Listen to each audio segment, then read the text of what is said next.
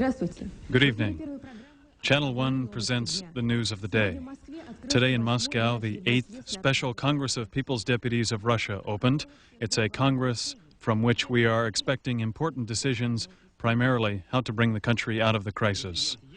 President Yeltsin and his entourage apparently arrived at the Congress in good spirits.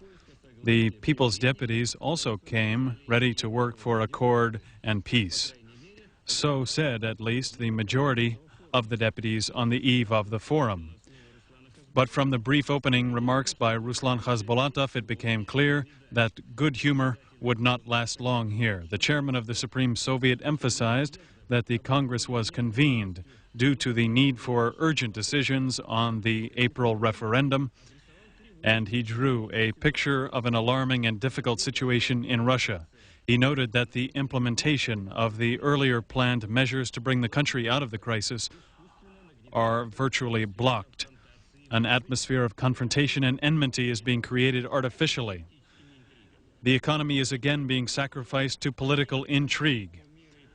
Nevertheless, we must preserve civil peace and the policy of reform, and we are ready to look for ways to agree, but only within the Constitution.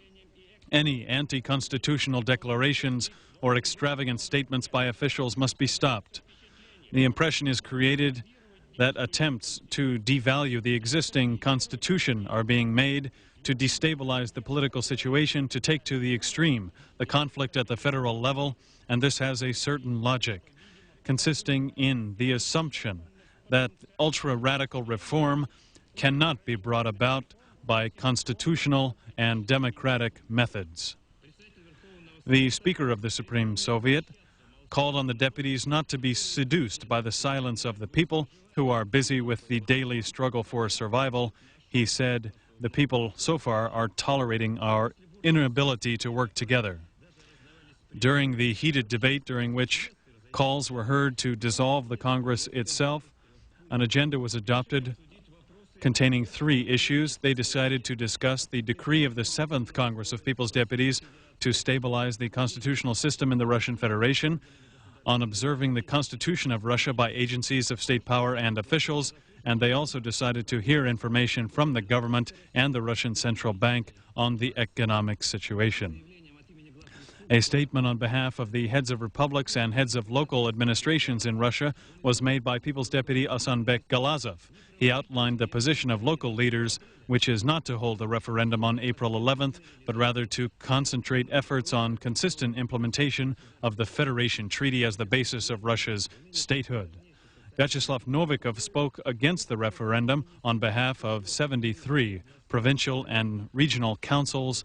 He is the chairman of the Krasnoyarsk Regional Council. On the first issue, a report was made by the deputy chairman of the Supreme Soviet, Nikolai Ryabov.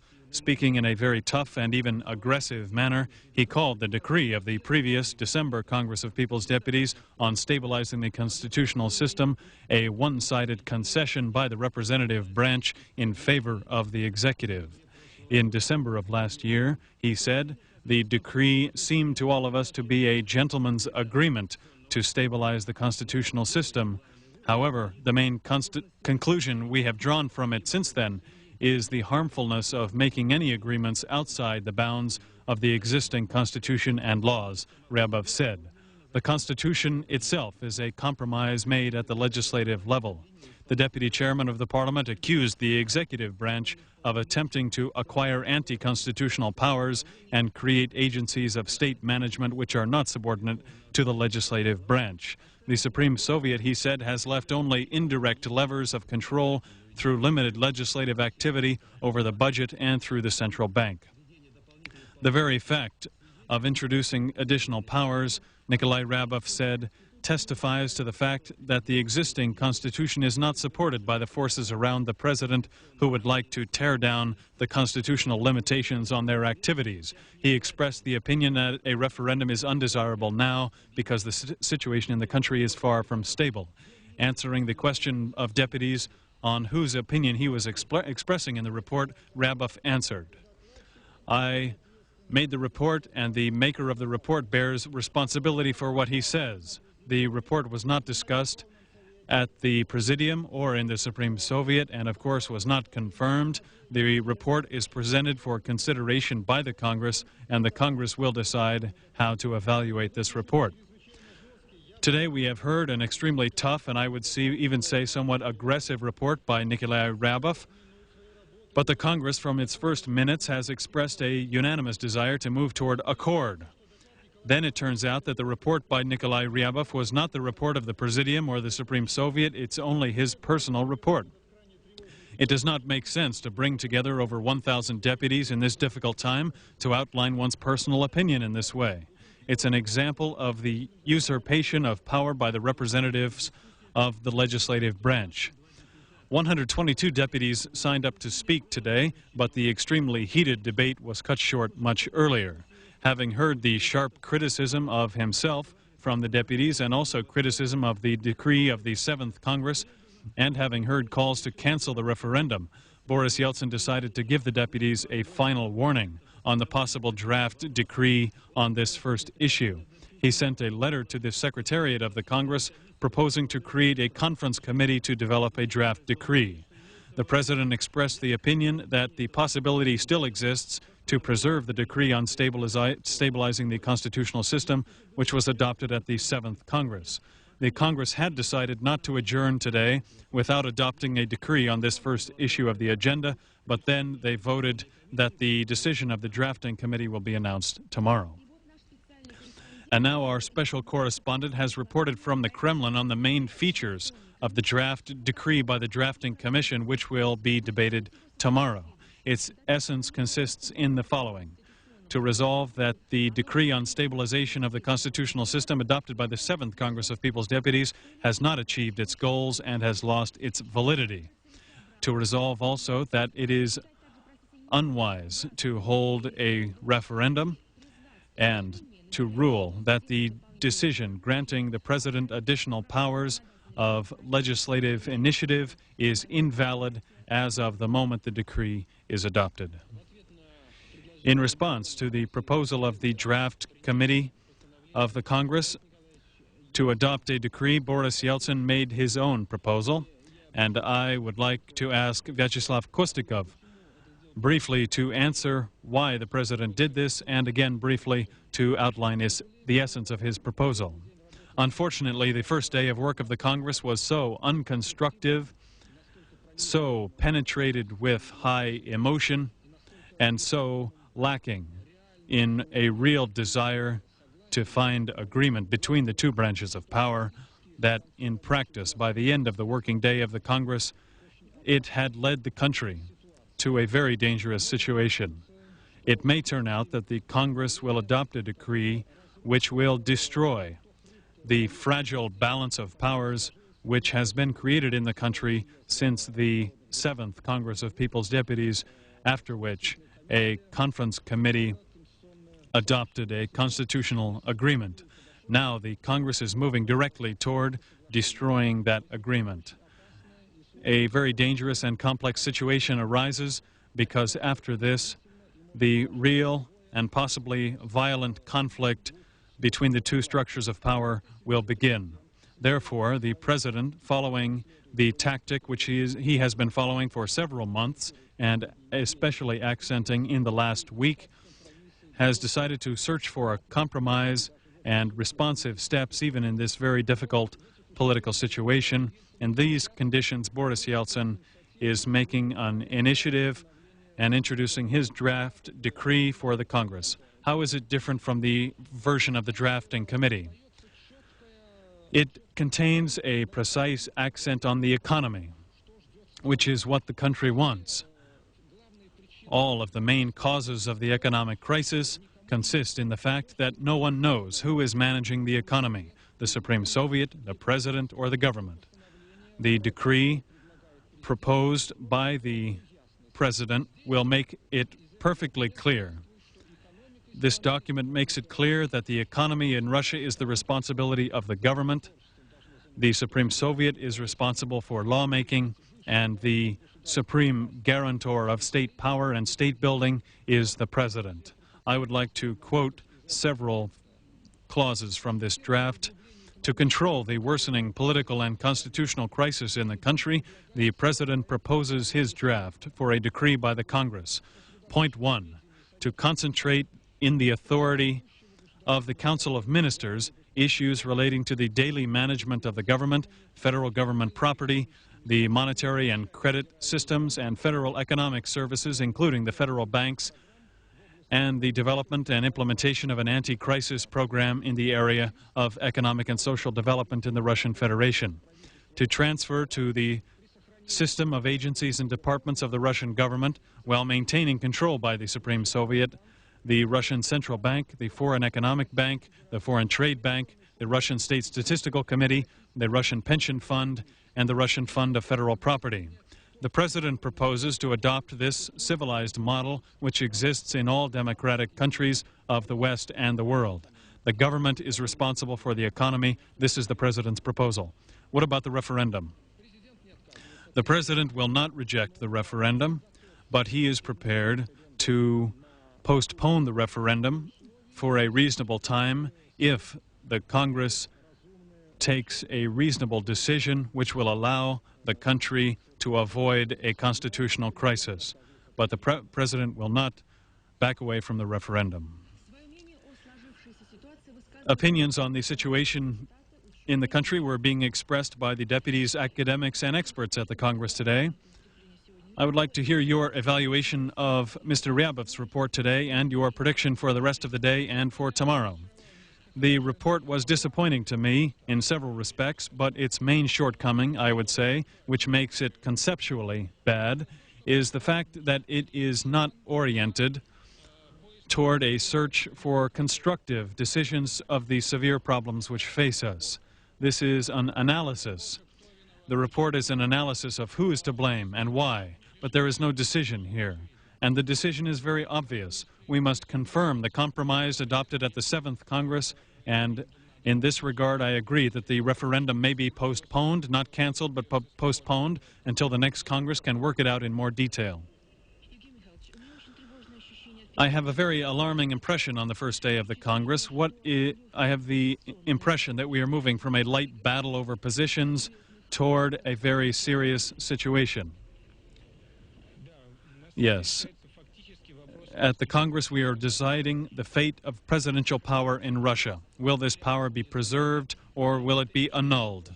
This is an issue of presidential power on the institution of the presidency. That is, the fate of the state, not the fate of Boris Yeltsin. But there are countries which are governed by parliaments. I don't know about congresses, but there are countries governed by parliaments. No. Only one country was governed by its parliament. This was France during the period of the French Revolution. The parliament was called the Convention, and it was led by Robespierre. If we want a new Robespierre embodied in Khasbolatov, then I feel sorry for my country. Mr. Lubenshenko, how do you evaluate the day? The President's team is truly leading us in the wrong direction. This is a very dangerous game, and I'll tell you why. The results of the most recent polls show very clearly that the majority of the deputies, virtually 76 or 80% of them, see the referendum and the so-called conflict of legislative and executive power only as a facade to hide the collapse in the economy and to avoid protecting the population from this social economic disaster. This is very definite. Therefore, provoking these actions is the wrong tactic. I think that presidential power, as an expression of Russia's monarchical principle, has gotten lost in playing favorites. The battle for favoritism behind the scenes is a purely administrative intrigue, and all of this is preventing the government from working normally. Do you see the possibility of a positive outcome? Can the two branches agree? It seems to me that the government understands and is prepared to take responsibility on itself for all the activities in the country. And the fate of the Congress? Formally, the Congress cannot leave the political arena, because if it leaves, after this, any state agency could then be dispersed. And this is Gorbachev's brilliant tactic of dispersing power in the Belovezhskaya agreement and the dissolution of the final USSR Supreme Soviet, in which your humble servant was the last chairman of one chamber. How do you evaluate the day, and how do you think the president will act in the future? There is a proposal for a full repeal of the package of agreements of December 12th on the referendum and on the other constitutional amendments. If this is adopted, then we will plummet at increasing speed toward anarchy and catastrophe. If this is not adopted, the agreement is still not working. No, it is working indeed. The situation is unsatisfactory because there is a situation of collapse in the country, but this would lead to even further collapse. The president will, one way or the other, accumulate power. Power will not move to any other organ. But it is a fiction that the parliament can exercise oversight over the executive branch. Power will continue to collapse in this case. Today, the central-right parties held a joint session planned intentionally to coincide with the beginning of the Congress. The Union of Russian Renewal and the Russian National Assembly have their own draft constitution for Russia. To say that the positions of the Union of Russian Renewal, the Russian National Assembly, and other less well-known parties in the national patriotic camp fully coincide would be premature, but they agree on more than they disagree on. They all support the revival of Russian statehood. But not all political forces were invited to cooperate here. The radical Democrats were not welcome in the coalition. Alexander Sterligov believes they are possessed by an instinct of destruction. The communists are also not welcome. The coalition does not want to yield them the position as protector of the people. Criticism was made here toward both branches of power, toward the government for the collapse of the economy and the transfer of state property to the black. The president was criticized for usurping power and the Congress for debating the wrong issues. The opposition was criticized for its inability to answer the question, what is to be done? The Russian right bloc knows the answer. It says early elections and a new constitution. We are introducing our own draft constitution, which will be based on our vision for the future of federalism in Russia. We call it New Federalism for Russia. It is a way to avoid losing the regions and to restore Russia as a unitary state.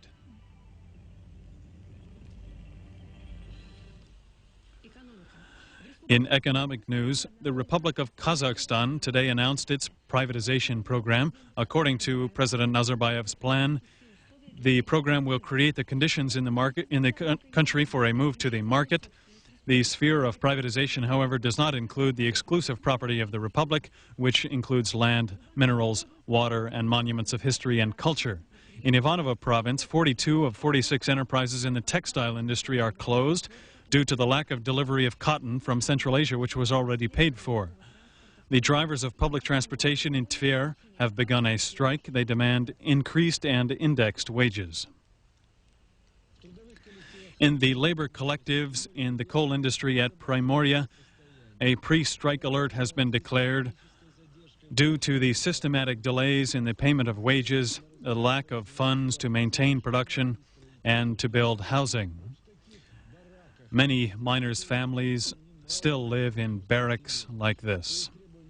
In their demands to the government, the miners in this area note that the current financial situation of Primorsk Ugal Company deprives them of the opportunity to organize stable work and provide safe working conditions.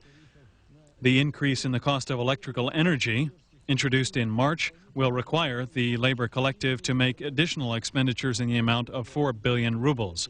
Privatization of the coal enterprise, according to the miners, would push this important branch in this southern part of the Far East toward collapse. Thousands of miners would be unemployed, and the entire area would face a fuel and energy catastrophe. Today, Ukraine's first payment for Russian natural gas was received in the amount of 27 billion rubles. The Ukrainian side said the second payment will come soon. By instruction of Moscow's mayor, new fines for violation of the rules of retail trade have been introduced. The highest fine is 10 times the minimum monthly wage for the sale of alcohol to minors. For uncleanliness, the fine is 5 times the monthly minimum wage. Rules on street trade are being introduced in other Russian cities as well. To deliver a case of milk to the store, the factory demands a deposit of 10,000 rubles. For a ton of bread, the deposit is 12,000. How can people work in these conditions? To lease 1 square meter of retail space costs 5,000 rubles. The assortment of goods is becoming poorer as deliveries from the countryside are reduced. The commercialization of trade and the reduction of the management apparatus has not brought prosperity to this branch of the economy. The city treasury last year received only 50 million rubles from the entire retail trade sector here. The pioneers in this new business are our own deputies, who own 1/2 of the stores sold into private hands. The large industrial enterprises can fend for themselves. The rest of our fellow citizens face a straight path to the market. The situation with prices and retail trade is still uncontrolled. In Murmansk, there is a strong snowstorm. Buses are halted. The airport is closed. The wind speed is reaching 40 meters per second, strong enough to break windows in homes and destroy kiosks on the street. The predictions give some hope, however. The hurricane should end tomorrow. Reports from the Criminal Chronicle. The deputy director of Russia's tax administration, Vladimir Panskov, today was charged with bribery. He faces imprisonment for 8 to 15 years. According to the Russian Interior Ministry, last year in the Chechen Republic, 610 murders were committed. This exceeds the total in neighboring Rostov province, where the population is 5 times greater.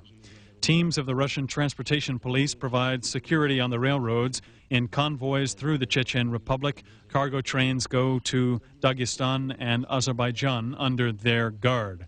The need for this measure is due to the widespread robbery at stops here. Sometimes entire villages, including women and children, hijack the trains.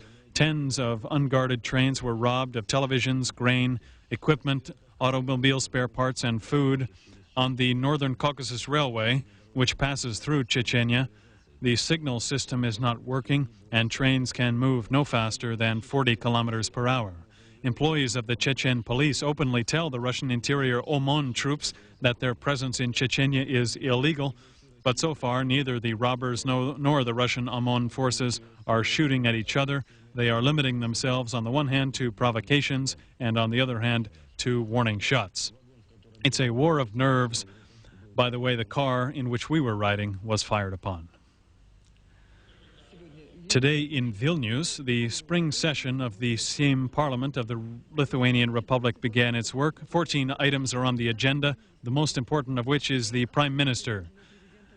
The Parliament debated the nomination by the President Algirdas Brazauskas. He nominated Adelphas Šleževičius, a 45-year-old graduate of the Kaunas Polytechnical Institute, who has worked for 20 years in the food industry and the Ministry of Agriculture. He's a candidate of economic sciences.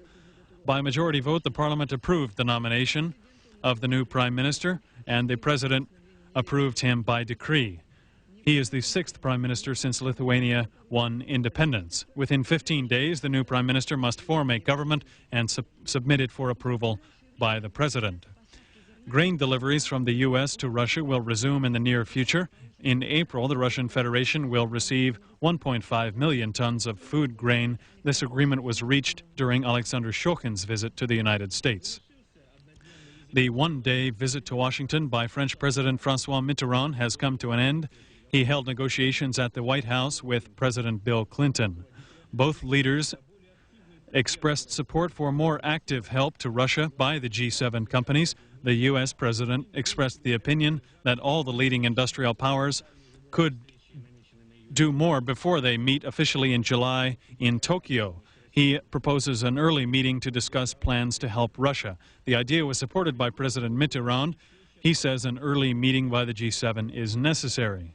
The two presidents also discussed the situation in Bosnia. Bill Clinton confirmed that the U.S. does not intend to introduce armed forces into that country, but if a peace agreement is reached, his administration would consider sending U.S. troops to observe the implementation of the treaty within the UN framework.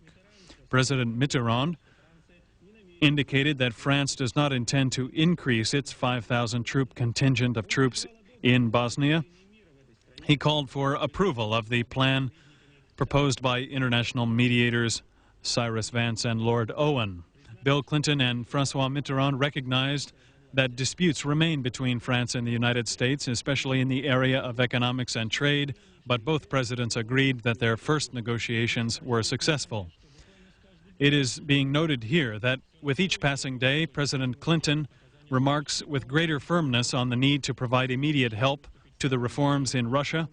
He has promised to bring new ideas and new initiatives which apparently will go much farther than the measures proposed by the Bush administration.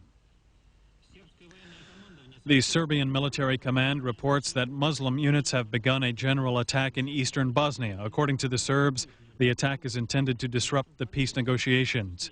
Tomorrow in Paris, French President Mitterrand is to meet with Vance, Owen, and the Serbian President Milosevic on the regulation of the situation in Bosnia. The United States has reduced by almost half the size of its military contingent in Somalia. The U.S. troops are providing security for the delivery of humanitarian aid to that country. Despite the multinational peacekeeping forces, the situation in the African country is extremely tense. Intensive fighting occasionally erupts between belligerent groups. In the southeastern part of the Korean peninsula, joint U.S.-Korean military exercises are underway under the codename Team Spirit 93. According to the participants, their purpose is to test the combat readiness of South Korean and American forces in the event of military aggression by North Korea. In Germany, protests by metal workers continue against the plans by the large company Krupp Hesch to close a steel factory in Rheinhausen and other cities and to cut jobs at other metal factories. Tens of thousands of people are participating in the protest. 100,000 farmers have gathered in Madrid from all over Spain. What has caused these landowners, livestock farmers, and winemakers from Andalusia, Aragon, and Valencia to stop their work at the height of the season and take this extreme step? The two-week so-called Green March is the farmers' response to the crisis in the Spanish countryside, where workers pay very high taxes to the government, where they are trying to prevent competition from the European community. The farmers are also bothered by various resellers and middlemen. City dwellers would not criticize the farmers for the high prices on fruit, meat, and potatoes if they knew that the farmers received 5% less income for their work than they did last year. The rural areas are losing their population. Up to 400,000 young, healthy workers leave the countryside annually. The world-renowned cultural greatness of Paris does not prevent its residents from remembering their rural roots and holding every year this international agricultural show. Every spring, there are few international participants, but this does not reduce interest in the show. The second largest agricultural producer in the world means something when it is a country the size of Ukraine. Dairy farming from all over France was represented here. They point out, however, that the high productivity sometimes hurts the farmers themselves. Reproduction of the goods reduces their incomes, and they are decisively protesting against this in recent days. Nevertheless, the show is a celebration and the first opportunity for many to see a meeting between urban and rural France, an opportunity to touch the close but unfamiliar world of the farms and to try not delicacies but the simple, tasty goods of farmers. The opening of this art exhibit in Tel Aviv was attended by the Prime Minister of Israel, Yitzhak Rabin, indicating the significance attached to this exhibition. This is understandable because for the first time, this collection of precious jewels from Russia, dating from the 17th century to the present, is being shown outside Russia. In the showcases of the Israeli Diamond Exchange, where the exhibit is being shown, there are works from Russian artists, such high-quality works that they could serve as a calling card for Russia's jewel artistry. The significance of this exhibit extends far beyond the area of cultural cooperation between the two countries. Russia is the world's largest diamond-producing country, and Israel is one of the largest diamond processing countries. And if this cooperation can go further, it will bring benefits to both sides. It is wonderful that these works are being shown here. Earlier, we could only dream about it. And I assure all who come to the exhibition that they will see a real opening to Russia.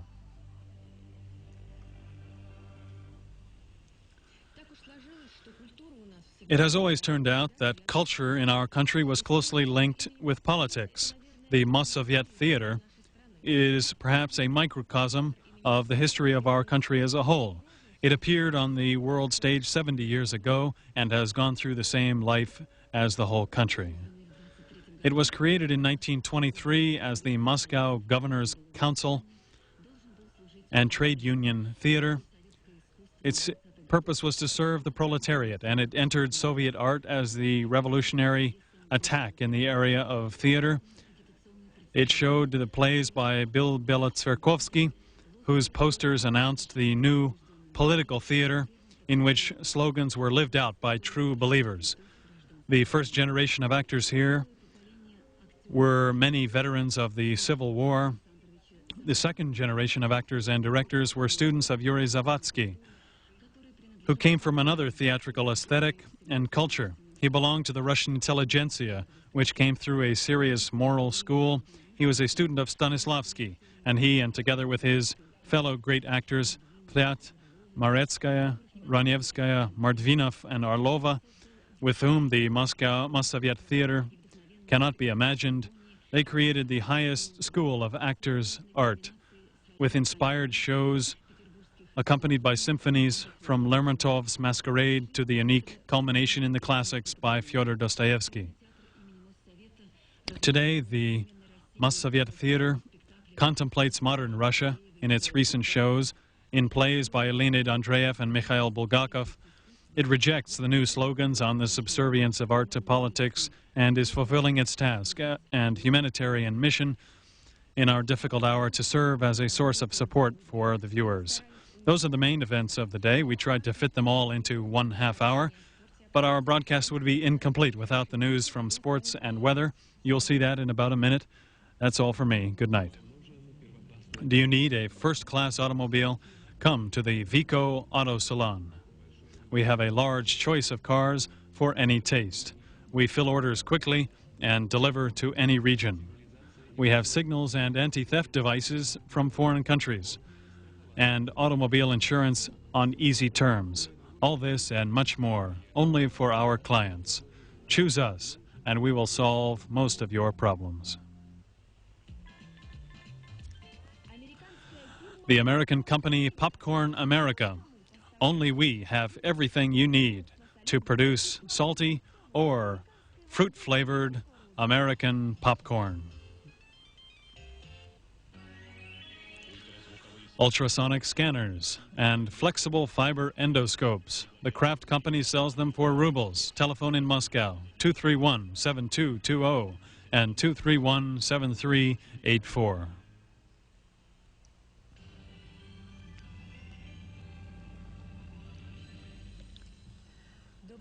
Good evening.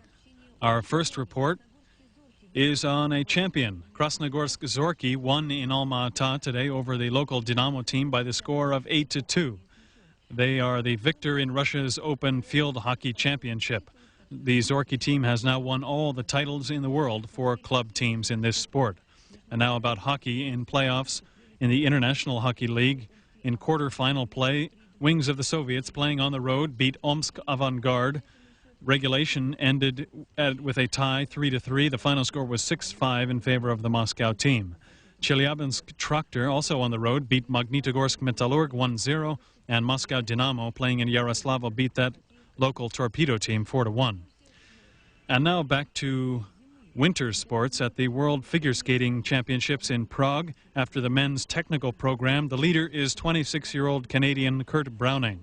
Alexei Urmanov is in third place, Oleg Tataurov in sixth, and Dmitry Mitrenko is only in 18th place.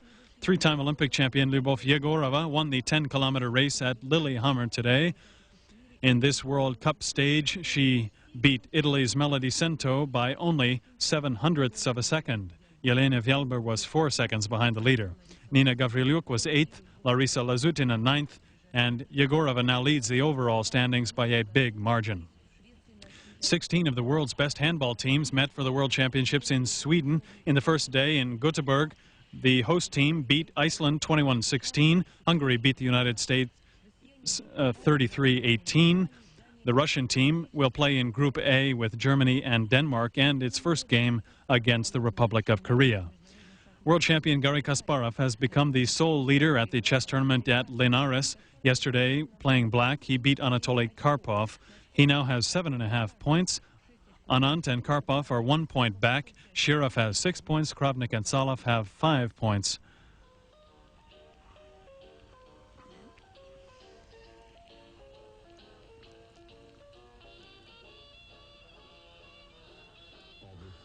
Monarch brand shoes from the Palmyra Trading Company. This, quickly and reliably, we can transfer your money from Russia to the CIS countries. The company Dialog Optim. Office equipment and computer equipment from leading companies at lowest possible prices. Revolution Square number 2, Botanicheskaya Street number 29, and Varshavka Street number 26.